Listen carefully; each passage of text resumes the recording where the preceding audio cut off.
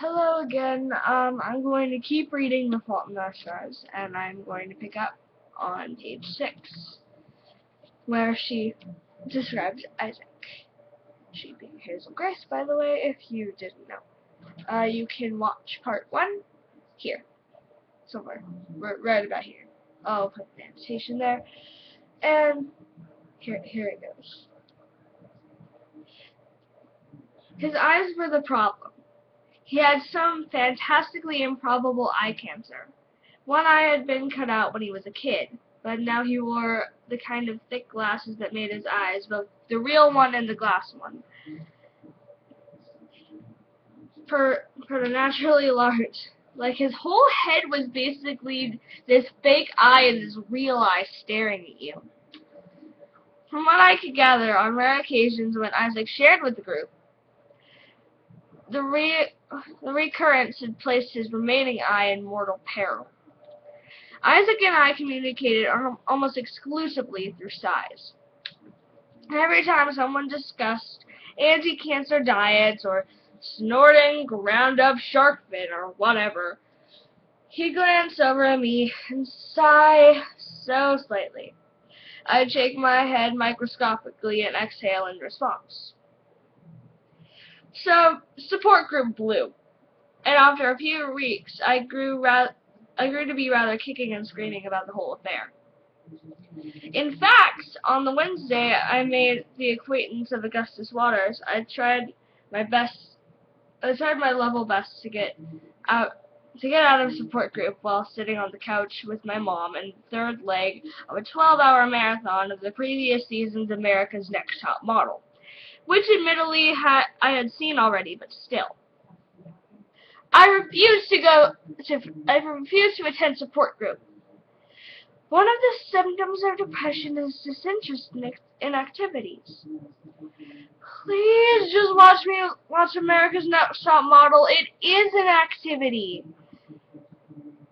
Television is passivity. Oh, Mom, please. Hazel, you're a teenager, not a little kid anymore. You need to make friends. Get out of the house and live your life. If you want me to be a teenager, don't send me to support group. Buy me a fake ID so I can go to clubs, drink vodka, and take pot. You don't take pot, for starters. See, that's the kind of thing I'd know if you got me a fake ID. You're going to support group. Ugh. That shut me up, although I failed to see how the attendance of support group met the definition of life. Still, I agreed to go after negotiating the right to record the 1.5 episodes of America's Next Top Model I'd been missing. I went to support group for the same reason that I once allowed nurses with a mere 18 months of graduate education to poison me with intoxically named chemicals. I wanted to make my parents happy. There is only one thing in this world shittier than biting it from cancer when you're 16, and that's having a kid who bites it from cancer. Mom pulled into the circular driveway behind the church at 4:56. I pretended to fiddle with my oxygen tank for a second, just to kill time. Do you want me to carry it in for you? No, it's fine, I said. The cylindrical green tank only weighed a few pounds, and I had this little steel cart to wheel around behind me. It delivered 2 liters of oxygen to me each minute through a cannula, a transparent tube, split just beneath my neck, wrapped behind my ears, then reunited in my nostrils. The contraption was necessary because my lungs sucked at being lungs. I love you, she said as I got out. You too, Mom. See you at 6. Make friends, she said through the rolled-down window as I walked away. I didn't want to take the elevator because taking the elevator isn't a last days kind of activity at support group. So I took the stairs. I grabbed a cookie and poured some lemonade into a Dixie cup and then turned around. A boy was staring at me. I was quite sure I'd never seen him before. Long, leany, muscular. He dwarfed the model plastic elementary school chair he was sitting in. Mahogany hair, straight and short. He looked my age, maybe a year older. He sat with his tailbone against the edge of the chair, his posture aggressively poor, one hand half in a pocket of his dark jeans. I looked away, suddenly conscious of my myriad of insufficiencies. I was wearing old jeans that had once been tight but now sagged in weird places, and a yellow t-shirt advertising a band I didn't even like anymore. Also, my hair. I had this page boy haircut. I hadn't even bothered to, brush it. Furthermore, I had ridiculously fat chipmunk cheeks. A side effect of the treatment. I looked like a normally proportioned person with a balloon for a head. This is not even to mention the kinkle situation. And yet, I caught a glance to him. His eyes were still on me. It occurred to me why they call it eye contact. I walked into the circle and sat down next to Isaac, two seats away from the boy. I glanced again. He was still watching me. Look, let me just say it. He was hot. A non-hot boy stares at you relentlessly, and it is, at best, awkward, and at worst, a form of assault. But a hot boy, well... I pulled out my phone and clicked it so it wouldn't display the time. 4:59. That was the time. The circle filled with the unlucky 12 to 18s. Patrick started out with the Serenity Prayer. God, grant me the serenity to accept things I cannot change, the courage to change things I can, and the wisdom to know the difference. The guy was still staring at me, and I felt rather blushy. Finally, I decided that the proper strategy was to stare back. Boys do not have a monopoly on the staring business, after all. So I looked him over as Patrick acknowledged for the 1,000th time his balllessness, etc.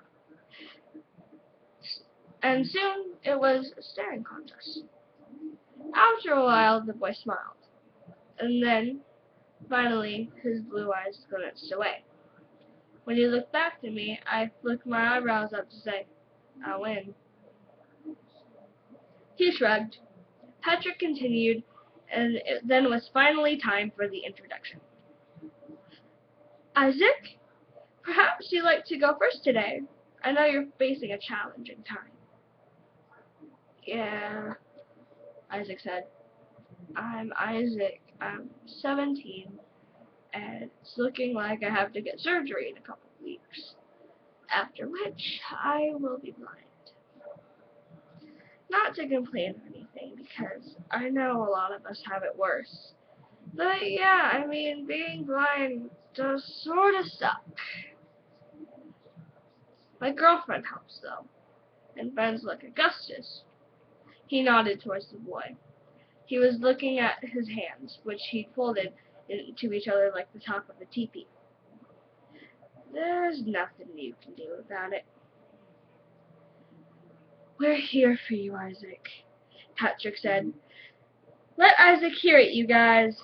And then we all, in a monotone, said, We're here for you, Isaac. Michael was next. He was 12, and he had leukemia.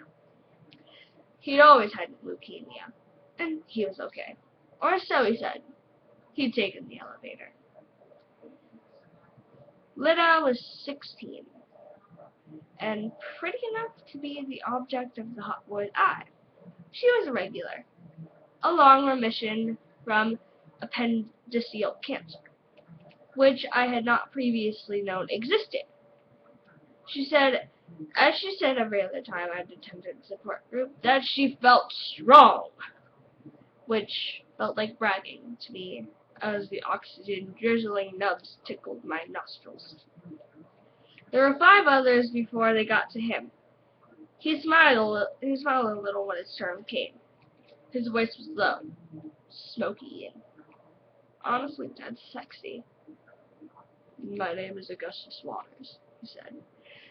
"I'm 17. I had a little touch of osteopenia a year and a half ago, but I, I, I'm just here today at Isaac's request."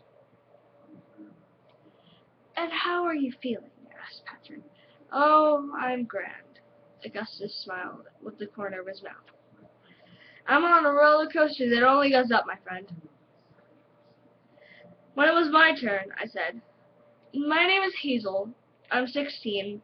Thyroid with mets in my lungs, and I'm okay." The hour proceeded apace.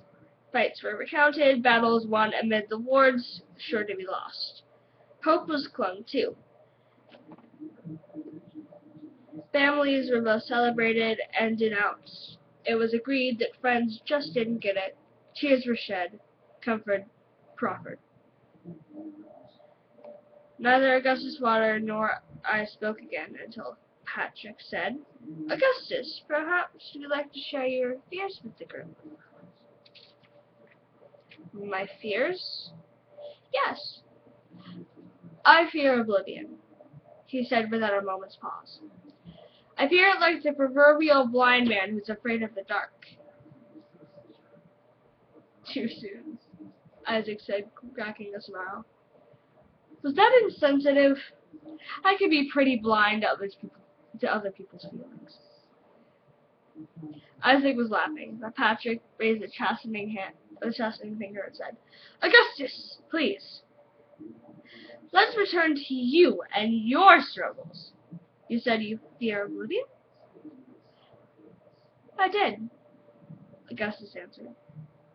Patrick seemed lost. Would anyone like to speak to that?" "I hadn't been in proper school in 3 years. My parents were my 2 best friends. My 3rd best friend was an author who did not know I existed. I was a fairly shy person, and not the hand-raising type. And yet, just this once, I decided to speak." I half raised my hand, and Patrick, his delight evident, immediately said, "Hazel!" I was sure he assumed opening up, becoming part of the group.